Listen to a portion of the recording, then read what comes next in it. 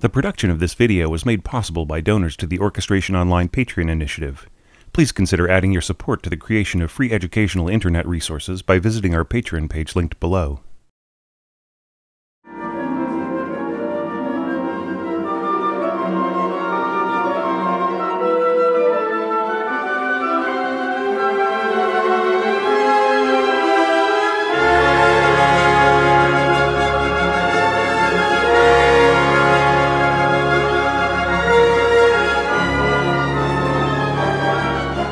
Hey there, this is your orchestration tutor, Thomas Goss. It's really great to be bringing you the next part of this movement of La Mer by Debussy. We left off with this beautiful, epic, lyrical statement of the main theme of the last movement. And it slowly wended its way downwards, and now it's kind of getting into the shoals, as it were, with the thematic development, sort of just floating back and forth. So let's take this apart in the most basic way with just the melody and then elements of the accompaniment and so on. Because here, the orchestration is, I would say, structurally very simple, but in terms of meaning, in terms of manipulation of effects, it's actually quite inspired. The thematic instrument for this page starts off with English horn, placed fairly high. Debussy wants that thin but generous sound. There's a bit of a paradox that the higher you push the English horn, then the thinner it gets, just like any other double reed instrument. However, you have to think about what the same note would be like on oboe, right? So on oboe, it would be right in the middle of the range, starting with C sharp in the staff, right? So imagine the same thing played on oboe, down a fifth from where it's written. That would be a very generous sound, beautifully realized. But with English horn, it's a little thinner. It just has that slightly thinning effect because it's pushing the instrument and the thicker reed higher than it normally wants to go. Of course, it's a beautifully generous range all the way up to A, but it just has a different quality. Now, you may be thinking, well, so what? The cool thing about this is that that same quality of tone works beautifully well, bringing out its overtones at 2 octaves higher, working together with the piccolo. And then, even at that, the piccolo, its really strong octave overtone is working with the glockenspiel. So you have this beautiful stack right here. So it's the two instruments working together, English horn on the downbeat, and then the piccolo coming in and sort of filling in this rhythmically, and then both instruments go down a half step. And then the glockenspiel hits the downbeat along with the English horn, and then goes ba-ba-bum, right? So ba-ba-ba, ba-ba-ba, ba-ba-bum. Whereas the piccolo is going da-da-da, da-da-da, da-da-da, da-da-da, right? So it's a lovely interaction, and it keeps this very simple statement, when you think about it, just kind of flexing back and forth, kind of sloshing back and forth thematically, keeps it from becoming really predictable and boring to the audience. Now, what is accompanying that is this wonderful rising measured tremolo from the cellos, and that's being doubled by your first and second bassoon. And notice how it's not a slavish doubling, right? So it's the same pitches, and then right here, the first bassoon is just holding the E, and then coming right back up from under, the second bassoon is getting the top note of the cellos. And then the lower Debussy cellos are playing the E that is being held an octave higher by the first bassoon. So it's a lovely way of not making it exactly slavishly doubling all the time. It's a great way to break it up. And meanwhile, the harps are essentially playing the same exact thing for their left hand. We can see the A fifth, then an E major chord, right, covering this E fifth, and then we've got the A fifth here being also played by bassoons and cellos, and then here rising up even further, right, to the next E chord as the cellos descend down and the bassoons continue their sort of eclipsing right in here, or telescoping. Then the very lowest note here, this low C sharp, that's also being played by the harps. Notice how the second harp takes over on the very first chord. And I feel that this is just a way of having the harps work together. It's not really necessary for the second harpist to play this. You might think in a sort of a purist way that if the second harpist is just rolling this chord, then there isn't going to be any kind of stomping on the E when it's played again. But that's not a really huge concern when everything is being played soft and luxuriously and sort of limpidly. Stomping is really more of a concern when the tempo is fast and the notes are louder and so on. So that's not really an issue. Then a little bit of icing. We have just these tremolos here in the first violins. So you can see that's it. That's the entire orchestration. There are a lot of empty bars here, a lot of empty staves by other instruments. And if we were just to eclipse them and take out these little bits at the beginning, it would actually be an even more condensed page. So the second half features the English horn continuing on, kind of doing the same thing again, but notice the difference in phrasing, which is, you know, something that I really should take the time to mention whenever it's relevant. Here we had a beautiful long line by the English horn, and just the piccolo playing these mezzo staccato, kind of articulations. Now here we're going da da da da. It's got a different kind of a pulse to it now.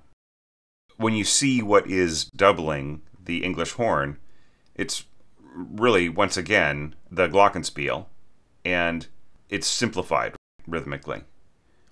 So that's basically just catching the very upper overtones of the English horn, and then right here the first horn comes in and it's supplying all of that motion that we saw in the piccolo and other parts. So and notice that it is a combination of portato and mezzo staccato, which is a cool effect. I would say don't assign these kinds of mixtures of fine articulation that much if you can possibly help it. In this case it works because you can put the stress at the beginning, right, and then kind of ease off. There's a place where portato and mezzo staccato are very similar, so all the player has to do is just slightly adjust their articulation style to pull this off. But if you were to have endless phrases of going back and forth between the two, portato, mezzo staccato, and so on and so forth, it would just get to be very tiresome for the player. And this combines beautifully. What you'll notice, though, is that the horn just completely dominates right in here. And the English horn provides a beautiful combination with it, a beautiful blending, but it is no longer the dominant instrument. And it's sort of a further simplification of the sound picture because the bassoons drop out and this low note down here in the third bassoon, kind of like a contrabassoon line, really. You still have the cellos coming in here, and then violas pushing upwards, kind of a similar pattern as to what was before, and then reaching up to an E fifth rather than falling back down to one, right? Okay, and then the same little tremolo at the top there, only a little softer. Everything is brought down in dynamic here. So it's extremely delicate, and you could get a very sensitive horn player to balance perfectly with the English horn player, but I don't think that that is what Debussy wants, and most horn players don't feel that that's what he wants. What's needed here is for the horn player to just basically play at their pianissimo level. Soft and expressive, right? So it's really more of a solo part than it is like this high wire act of balancing and trying to get it to combine perfectly well. And at this point, the glockenspiel should be beautifully audible above. It just has this wonderful charm. It's a way of using glockenspiel that isn't cloying, and to continue the glockenspiel for as long as Debussy does, that is the kind of thing where you would want to limit it if you had not thought it out. Debussy has, and so he has the license to use it for a longer period of time. And then there's just a little bit of shifting harmony back and forth right in here. This is interesting. If you listen to it, it almost feels like it's doing something different because of its interaction with the other parts around it. However, it's like a harmonic pad in the background, taking the place of what might be easily covered by horns, but so much softer and more elegant and more discreet. Now Debussy is going to build up steam. I feel that this screen represents one of the most compelling orchestral builds in the repertoire, especially with the way that Debussy gets back to D flat. He's just about to change here to 5 flats. And he had that little transition on the previous page at the beginning to just a kind of different tonal scheme as the instruments sort of work their way through this sort of back and forth sloshing, as I said, in the shoals. Second flute comes in octaves with clarinet, and the difference in tone quality between this and the doubling of English horn and concert horn, it just has this wonderful freshness to the music. It seems like every time Debussy turns the corner, he brightens things or changes things or alters things to make it more interesting to the ear. Here we've got the horn and second clarinet doubling, right? And the flute above, and it's so beautifully, delicately structured right in here that these instruments are helping out that second flute. They're not so pungent in their overtones that they overwhelm it. In the first place, horns, they don't have limited overtones, but they have a kind of a brightness and a presence and a body of tone that tends to add and support the other instruments around it rather than burying them unless you're really pushing the horn, in which case it becomes a bit overwhelming. But in soft textures like this, it's more of an additive than subtractive kind of texture. And then, of course, clarinets have a completely different overtone scheme, so their overtones are not going to be interfering with the flutes at all.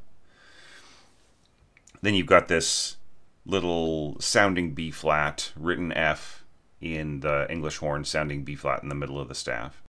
Very nicely done, very subtly done, right in the middle there, which is forming the top of a diminished fifth with the sounding E in the first clarinet here and second clarinet there. The harps have changed from kind of gushing chords to a more of an arpeggiated expression of its harmonic roll, right? Just those big, beautiful ripples. And the second horn right in here is essentially covering the same note as the English horn an octave lower. So that frames the harmony here really beautifully. And we notice that the glockenspiel adds one note and then cuts out, and it's not needed anymore. Right here, there's a bit of piling on. So piano, poco a poco crescendo, and then we have piano crescendo again. It isn't really a very big kind of a push yet. It's just filling out the timbre. That would probably be the approach taken there by the players. They're just kind of allowing things to get rounder and fuller. And then here, we start to get more of a push. Essentially the same thing played in octaves, first and second flute. And then you have the second oboe coming in here and doubling the second flute. Then once again an octave lower. We have the first clarinet this time instead of the second clarinet. And that's forming this nice little stack, triple octave. And first horn is playing inside these octaves harmonically. We have pizzicato second violins and horns playing together in these triplets. It's providing a little bit of rhythmic counterpoint along with its harmonic role inside the melody, and that's such a cool idea, just keeping it from being boring. Always finding some kind of variation that also adds to the texture, right? Debussy is such a genius at this. I mean, for all that he was possibly the most original pianist composer since Chopin, but he was still able to find more and more orchestral colors and become one of the greatest orchestrators of all time. Okay, so now our little figure is climbing and it's just getting higher and higher here. Getting to a certain point, you see that it really becomes a situation where it's not really necessary to push everybody forward, right? We've got these octaves in the flutes getting higher each time, and Debussy gets to a certain point where he just decides it's better for the flutes to take on a rhythmic role. Da da da da da da da da da da da da da.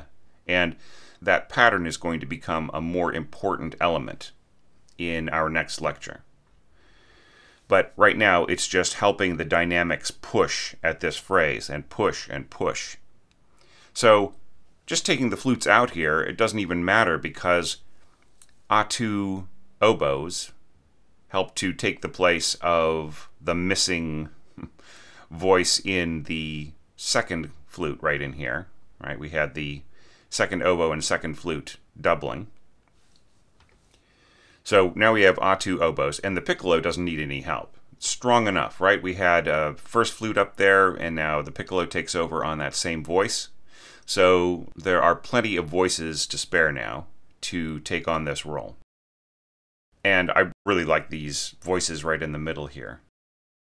Oboe, English horns basically playing octaves on those notes right in there. And then we've got similar things happening here in the clarinets playing sounding B and then sounding A. And these are the same notes here that are going to be played by the first horn. So this is really starting to push. We have these elements of harmony working together with the rhythm of the melody. And of course, the first clarinet actually playing the melody and doubling along with the two oboes right in here. What's really great is just how brassy these horns get. I have yet to hear a performance or recording where they didn't just get this wonderful, bright, almost snarling color right in here, heroically pushing upwards.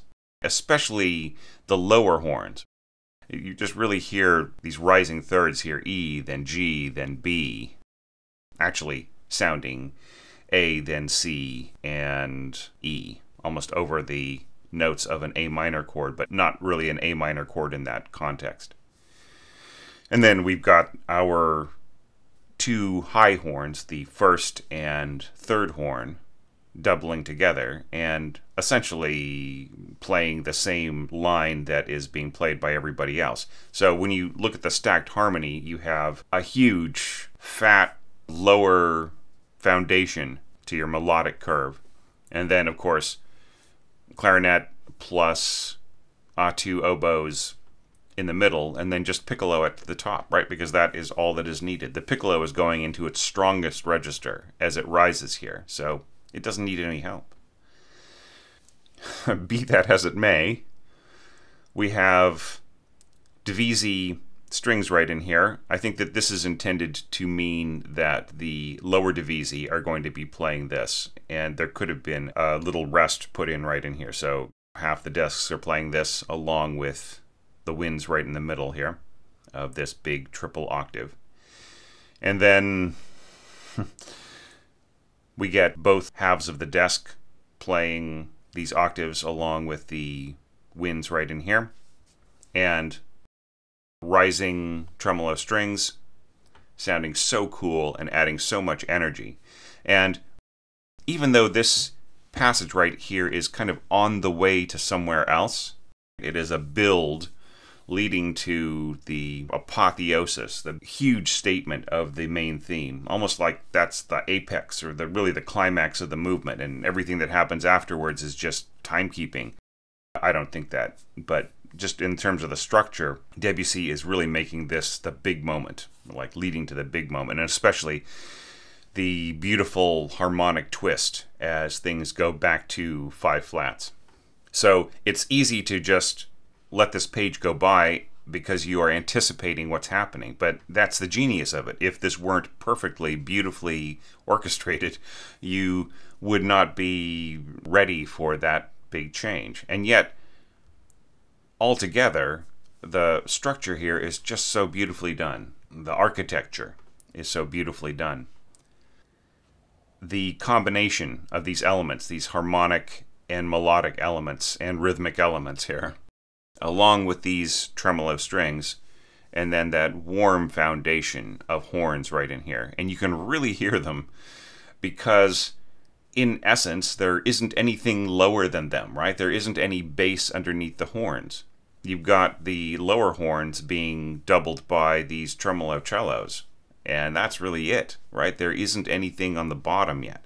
And that's another really great thing because the music is sort of pushing up and spilling over, just like one of Hokusai's Wave, the big Japanese engraving that inspired Debussy in the first place. And in fact, on the page, you can almost see this big wave coming over and crashing in the sections. So that lack of a bass actually helps the next part just hit like a hammer blow. Almost like you're getting hugely splashed by this enormous wave that has just crashed over the side of your ship. All right, well, before we get to that, let's listen to all of those things, shall we?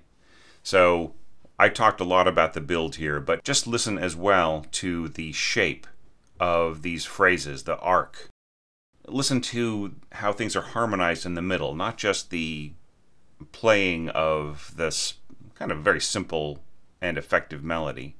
Listen to that little bit of rhythmic counterpoint in there, that little harmonizing of the inside of those octaves, and the way that these harps ripple upwards, almost like a stretching out of the big rolled chords in the previous screen.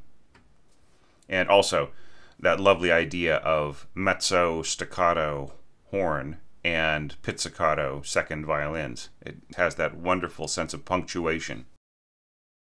Then, where did we start on this lecture? Right in here, with English horn basically dominating the page for the first half, and then combining with the stronger first horn right in here. And then rising bassoon, combined with tremolo cellos, all of those very, very cool elements. The beautiful rippling harp chords, just wonderful harp writing in this entire piece. And the little frittering away at the melodicism here, right? We have that beautiful long phrase in the English horn. And then just the little kind of twittering of the piccolo an octave above that, and the glockenspiel kind of jingling along even an octave higher than that. It's just such a wonderfully orchestrated passage. So have a listen to all those things, and then I'll see you for the second half of this lecture.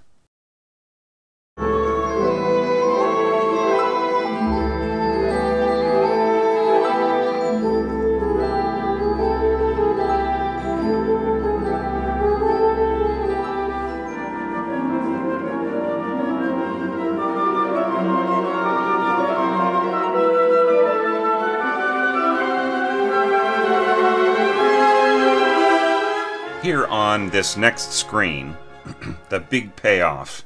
And you can see how a lot of things are structured similarly to what happened before. But it's not really the same in all voices. There is some kind of carryover from place to place. Like, for instance, we have the piccolo carrying on its role at the top there, which only makes sense. But the two oboes don't go forward. It's really the English horn that's continuing on a couple of octaves down from the petite flute. And then the horns that are doubling that. And notice that there's nothing in the middle there in terms of the winds and brass doubling the strings. We'll talk about how that works in just a second. But keep that in mind. We have piccolo at the very, very top, and that is doubling the first violins. We have English horn and A2 concert horns doubling each other below the violas and seconds. Now, right in here, I do have to say that the English horn is almost wasted. Do you know what I mean? Because A2 horns playing high like this, accents and tenuto, they are going to just blow everybody else out of their lane. You know what I mean? But it's better for the English horn to be playing than not to be playing, right? There isn't a whole lot that it can do besides thicken what's going on in the horn slightly, but it's really not contributing all that much. It would have to play like fortissimo and honk a little bit to try to really add to the timbre here, but it doesn't have any chance of really blending on an equal footing, because this is just going to be an overwhelmingly brassy sound. I think what this is illustrating right in here, though, with all of this horn stuff at the bottom, English horn and concert horn, and piccolo at the top, is that you don't need to slavishly double every single step of your melody when you have these triple octave melodies. Just so long as you have the balance worked out and the color worked out, right? This is just basically about color. It's not about strength. The strength is also taken into account in terms of balance, but it's not what it's about. Do you see what I mean? The balance has been worked out, but what it is about is getting a specific color, and that is a soaring color. And you can just really hear that in here with the firsts way, way at the top, and then the seconds and the violas doubling together. And there is so much going on in terms of strings right in here. When you think about it, I mean, that is a lot of strings. Let's say that you had 14 seconds and 12 violas. That is just an immense amount of weight playing right in there. It's maybe not as much weight as a big horn unison, but it is still a huge amount of weight. So it works really, really well. Once again, firsts and piccolo at the top, and then this huge amount of seconds and violas combining in the middle of that triple octave, and then at the bottom, basically horns and English horn. You are going to hear a beautiful acoustic phenomenon when I finish this lecture up and you get to hear the music for this as played by the Kaleidoscope Orchestra. And that is, it sounds like there is a choir singing in the background. So how does Debussy get that effect? It is an audio illusion. It just really sounds like the orchestra is personifying some elemental force. It's almost like the ocean is singing. That is coming from the overtones of the trumpets and the horns playing right in here, plus these beautiful little flurries from the oboe and clarinet and flutes. Right? That is what is making it sound like, oh. Let's break this down a little bit harmonically, right? So basically, this is a D flat third, right? So, and same thing is happening with the trumpets. Now, if we remember our transpositions, the trumpet is an octave higher than the horn, but when you think about it, it's the trumpets going up to a D flat third and the horns dropping down to a D flat third, right? So you've got that da da da da da da da da da da da da da da rhythm going on just all the way through here, just taken over from what was happening in the flutes and so on in the previous page. Okay. So that's playing, and then you have your clarinets and oboes an octave higher just fluttering over F and D flat, right? They're just going da la la la la la la and trading off from instrument to instrument. Now that's probably not all that necessary, but what it does give the chance for in each instrument is to come in hot, right? To come in strong and then fade out, come in strong and then fade out, right? And I feel that that has a kind of a vocal quality to it. And it kind of keeps things nebulous. And then here, like the overtones of the voice are being traded off by the flutes. So there's your illusion. That's where that illusion is coming from. It's basically just the overtones of this brass playing D flat thirds and octaves, and then like the fluttering of the oboes and the clarinets, and then the overtones above. I wonder how many cinematic composers heard that audio illusion behind the music and then just went ahead and put in the chorus with their La Mer influenced cues. Alright, so what else is going on here? Actually, you know, even though this is a hugely dense page, just filled with lots of stuff going on, there's actually less in terms of function than you think, right? We have the fluttering harmony with the upper winds. We've got the melody in a triple octave. We've got the da da da da da da da da da going on with the horns and the trumpets. So what else is happening here? Well, we have this kind of falling figure right in here being traded off between the two bassoons. And that is being doubled by the harps for all the good it'll do them. They're really not going to come through the sound picture very much, but better to put them in than to leave them out. Then you have basically the same pitches. F, D flat, F. Same thing happening, but just a quarter note triplet divided into eighth notes. And then here, instead of falling downwards, A flat, D flat, the music doesn't really need to do that in the cellos, because we already have this kind of rock bottom D flat going on in our basses. And we have the second bassoons falling down along with the harps. So there's enough motion taken over. So the cellos can just kind of go back and forth on F, D flat, and F, and kind of provide a little bit more warmth right there in the middle. As for the heavy brass, they're doing this wonderful thing that happened a lot in French scoring, and that is using the trombones and the tuba, or sometimes using four trombones, as like this big bass harmonic pad. Picking your harmonic color and the spacing of the chord very carefully. This happens a lot, maybe too much, in The Sorcerer's Apprentice. Look at how the trombones are used in that piece. It's so instructive for that period. And I think Franck does that a lot.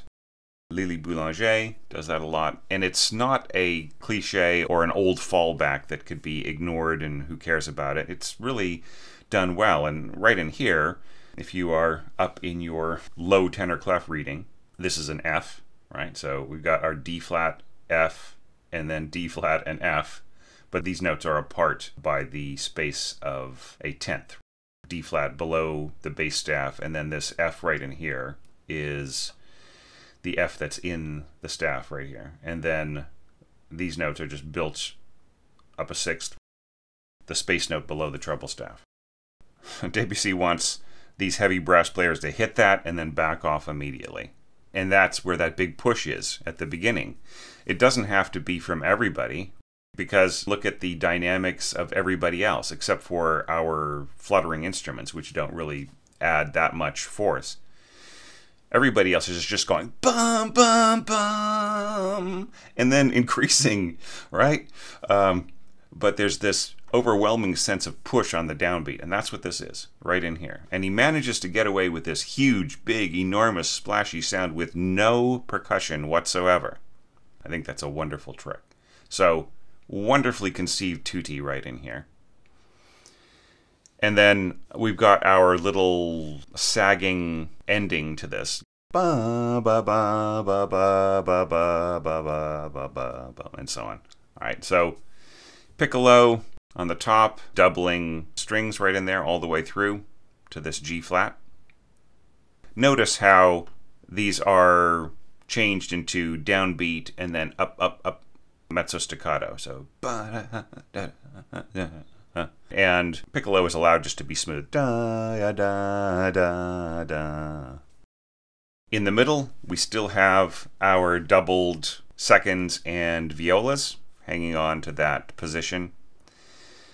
And then an octave below that, we've got the English horn, and that's pretty much the only voice coming in below this massive grouping of seconds and violas. This is the underpinning after these big atu low horns. Let's talk about that for a second, because I meant to mention this and I didn't want to leave this out. Last night I was preparing myself mentally to come in here early in the morning and do this lecture, as I'm doing now. And my wife, the pro low horn player, was sitting next to me in bed, and I pointed this out to her. I said, hey, check this out. You know, the third and the fourth just get to go nuts right in here. What a beautiful surge. And she said, oh yeah, you know, they're just there to kind of give the first and second a break. And it's true. It's really true, because this could have been interpreted as the first and third playing this upper melody, and the second and fourth playing the rhythmic figure below them. Score this for the second, the upper voice, and the written A flat for the fourth. But instead, Debussy chose to team up the third and fourth together, and I think that that is a wonderful moment for them, because they can work together melodically and just go over the top, right? And I think there's a psychological element too here that Debussy is counting on. It's like, look, this is the chance I'm giving you guys to both work together and just soar here. And it really is a beautiful soaring passage. The other two horn players who work together on stuff like that can just be going, oh yeah, okay, we're taking care of this. The third horn player will be getting their beautiful melodies, but to work with the fourth, that's a really wonderful thing for the two of them, right? Because they're partners. This feeds back into the tip that I wrote last year about horn section relationships, and how sometimes it's good to team up your first and second, or your third and fourth, on melodic or harmonic roles, because they are listening to each other better than other combinations within the horn section. Okay, so now let's go back to this. We were just talking about the melody. Notice that there is a little bit of melody being played in some of these harmonic gestures. So for instance, right here we've got this C flat, and then we have kind of the same thing going on here, C flat, bup, bup, bup. So you would think that means that the oboes are going to help out the poor benighted English horn who's got to carry the low voice there, right? But that's not what's happening. What is happening is that the horns are rising now. They're going bumpa, bumpa, bumpa, bumpa. This is interesting. It is a staccato on a tie, right? So that is more of an articulation thing rather than a duration thing. And notice as the music gets fiercer, it becomes a tenuto mark, right? So basically he's just asking for a lighter articulation there, but not to have the duration shortened necessarily. Okay. Now, what does this word mean in French? It means like accelerando. Literally means squeezing. Right, so squeeze the tempo together. And with the pushing upwards of the horns right in here, there will be a sense of urgency, which I think is a wonderful way to come out of this. It's not that the music is cooling down here at all, even though the top line is dropping. In the middle, it's pushing upwards, and it's getting more and more urgent. In fact, it's so urgent that you have this rock-bottom tuba note here, fortissimo, and you have the other heavy brass coming in and just really shoving upwards along with the horns. And it just has this wonderful moment for the brass to just play out. And if the brass seem to be pushing bigger than the other elements around it, it's okay. It's so easy for that to overwhelm what's going on in the clarinets and oboes, which are sort of accompanying this upward push. But it's all right. It's a good sacrifice for this moment where the brass get to just really play out. And it's interesting that we've got this forte crescendo, forte crescendo. Honestly speaking, by right around here, the horns may start to kind of get carried away with themselves and really be playing a big fortissimo, and that helps to balance with what's going on in the heavy brass. So there's a bunch of different ways of doing it. Another way is to try to get them to balance, and I mean, there are endless kinds of questions about this sort of thing that usually the brass players work out for themselves, right? It just depends on how they were trained or what they're used to playing. But it's not a huge crisis right in here of dynamics. It'll still work out really, really well. But I really love this like very spaced tenuto staccato. So, okay, tenuto staccato is unga, right? So you've got the ung of the push of the tenuta and the nga, right? The lift, right, of the staccato.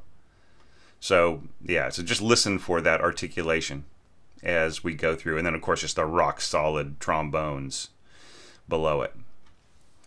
And it's not like the strings aren't helping out with this at all. The cello's really shoving away at that same lift. And I feel that this is as important as anything else that is going on in the other parts.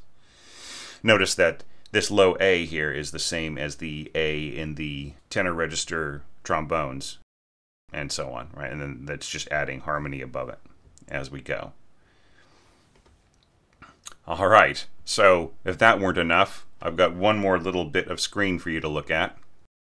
Right in here, okay, so things are kind of coming to a bit of a wrap-up with this really, really determined melody and thirds here in the horns. Da da da da da da da da da. What a Debussyan kind of theme. Essentially, it's what you're seeing in our Sol G violins. So they are playing on their rowdiest string, the low G string, and just really the most determined, beautiful combination right in here. There are, once again, ways of balancing this out so that the strings are not quite overwhelmed by the horns. It just usually means that the horns play molto forte instead of fortissimo. Just a little bit backed off so that they blend better and that makes the strings appear fiercer. But I kind of like what Kaleidoscope is doing as well. I think that's also an approach, where the horns are really everything right in there. They just really speak out. And it's hard not to when they're doubled like this, right? They're just so huge. Yeah, and just like vibrato. So vibrato, my friends, is really trying to get the players to play in a somewhat exaggerated style. But yeah, notice the Sol G all the way across here. That's, possibly because, would a player decide to play this F, this G sharp and so on the D string without it? I don't know, right? Here, it's hardly necessary because D flat is below the D string. So, you would just assume by what is comfortable to play that this would all end up being Sol G anyways, even when you get to this D sharp and E sharp. But just insurance, and it also unifies what's going on here. Almost as if this were one group of violins playing Debussy. All right, so right at the beginning, it's really aggressive. And then here, Debussy, after this push, he says, okay, go to forte, everybody. So it's a drop-off.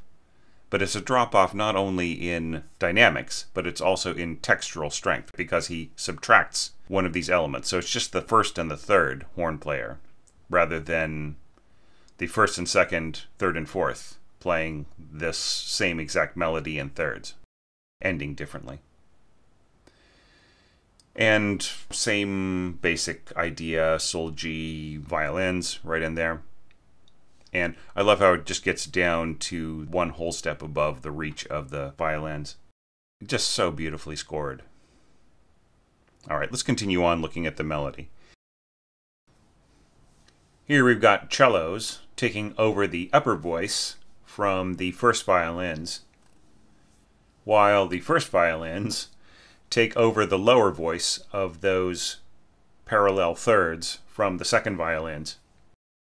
And then things just basically get softer as the music kind of dies down. Viola's coming in there to sort of take over the same harmonizing position of the cellos. All right.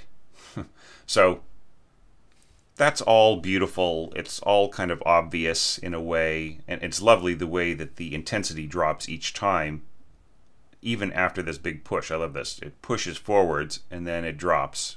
It's much more of a cliff to fall down here, but then we have a diminuendo to mezzo forte, a little bit of a crescendo, and then piano. So this isn't a crescendo to piano. This is a crescendo and then dropping to piano. It could have also been marked piano subito, and then pianissimo, and so on, leading to the next section.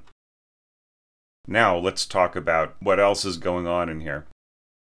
I really love how the basic accompaniment here is all realized in the bassoons, right? So we've got the third bassoon doubling the double basses, note for note. It's the same thing. And then this lovely little bit of counterpoint in here on the cellos being played by the second. Then right in here, the violas doubling the first bassoon. It's just basically note for note doubling, and it works really, really well because of the qualities of the registers of the instruments that the bassoons are doubling. You've got that lower C string, G string kind of scoring right in here. This could also be played Sol C, I would actually imagine, for your violas. So you've got that lowest string kind of quality along with the lower high register, lower tenor register first bassoon. And then really beautifully right in the middle of the low register for the bassoon and the cellos. And then this wonderfully resonant lower scoring for the third bassoon, and just coming in right in the middle of the sweet spot for the double basses. So it just shows how flexible the bassoon can be in terms of thickening string textures and doubling their functions. Now, right in here, the bassoons drop out, and it's a way of subtracting intensity. The functions continue on with our lower strings. But what's really cool right in here is how the A2 bassoons take over the cello line right in here. Such a lovely idea. Now, they continue on because Debussy is almost creating this illusion that there is a cello line continuing beneath this little team-up, this harmonic team-up of the harmonization from below by the first violins, and then the top of the melody by the cellos. So just this function is continuing on, and if your ear isn't paying attention, you will just feel that the cellos have continued playing. So right in here, Debussy could have easily had this line right in here covered by the violas, and not had to worry about throwing in the bassoon to cover the cello line. But I think it's just such a cool idea, just to have the bassoons come in and play that. Now, this is one of these things that a conductor could pay attention to or just ignore. The conductor or the orchestra in the case of Kaleidoscope, which I think does a pretty good job of blending those timbres together, so you don't really necessarily pay too much attention. And of course with the bassoons, A2, it sort of spreads the sound a little bit to make it sound a little bit more like cellos anyway. And then the combination of it all together, the strings absorb some of the rougher, buzzier quality of the bassoons that make them so distinctive. So when you put it all together, it just fits seamlessly in there, and it allows the more intense sound of the cellos to play out over the first violins instead of the violas. Just, attention to detail. Some people define genius as an endless capacity for taking pains, for sorting out little details like this. But I'm sure that this was absolutely intentional, just so that the timbral quality of this little harmonized statement could stay consistent between the two most out front sounds in the string section, the firsts and the cellos. And then very simple back and forth here by the double basses continuing on. And then things are really, really drawn back. Here, the harmonizing with the violas actually softens the sound because of the less intense quality. And then cellos take over their role from the bassoons right in here. And it ends very softly and delicately. And that is where I'm going to leave you for this lecture. Wow, the heart of this piece over the past 2 lectures. First, the wonderful, suave, sensitive, heartbreaking feeling of solitude and the presence of the overwhelming sea around it. And then how it comes back and is restated here just so immensely. It is not just programmatic writing or picturesque writing describing the ocean. It is also very psychological. It's such a great idea. Okay, so listen for all of those extraordinary examples of taking pains, the bassoon taking over the role of the cello. Maybe I shouldn't have mentioned it, right? Then you would never notice. Maybe you'll be paying more attention to it now. I feel that the horns doubling the firsts and seconds right in here also helps to disguise the fact that these are bassoons and not cellos carrying on the bass line right in here. That's part of it as well. And then by the time your ear gets used to it halfway through this bar, it doesn't notice anything out of the ordinary continuing on in the timbral quality with the strings absorbing its color. That's another cool thing to listen to. But the intensity, Sol G, just fierce low playing by the violins, and then the horns doubling that and so on, the bassoons doubling what's going on in the lower strings. It's also great. And then, of course, just try to remember the way that I broke this down with the piccolo doubling the firsts all the way through, with the English horn and the concert horns taking the role at the bottom of the triple octave, and then of course how kind of lonely and possibly easily swallowed in the texture the English horn is at the bottom of that triple octave without any doubling. And just to drive that home, the English horn jumps up to the second octave, and then there is no lower octave from that point on. So it's basically just doubling what's going on in the strings right in here. And then of course the way that the seconds and the violas are really pushing at that. And then just all the other little elements, that rock bottom D flat from tuba, and the this kind of shifting sense of repeated notes right in here that's playing along with the harps, and these kind of diving bassoons right in here, and the wonderful punctuation right in here rhythmically, and then the push upwards from the horns and the brass, and some winds going upwards as the melody is kind of sliding downwards. I didn't talk too much about this harmonic role of the flutes right in here, but they wonderfully fill in the space between the first violins on top and the seconds and violas below, right? Just by adding a little bit of harmonic and rhythmic emphasis right in the middle of that octave. Okay, listen for that too, but also just listen for the audio illusion of a choir singing. Building off of the overtones of this with the clarinets and the oboes fluttering and the flutes above, see if you can hear what I hear right in there of the chorus singing. And I will see you very soon here on Patreon, and maybe a few days later as this is publicly released and edited. Thanks once again, everybody, so much. This has actually been a fairly difficult month for me. Massive project on the way that is kind of growing out of the bounds of what it normally was, and dealing with some challenges, just some personal things and some other stuff going on. Nothing earth-shattering, no big, huge crises, but still kind of a challenging time for me. So it is so great to have my Patreon crowd and my community out there watching these videos, reacting to them, giving me support, whether it is just a comment or a like or some interaction, maybe over on Facebook or in the comments below this video. or the support I'm getting from patrons over on Patreon. Really, I could not do all of this without your help, and it means so much to me to know that you guys are enjoying these lectures and possibly learning from them and improving yourselves as orchestrators. So thanks so much to everybody.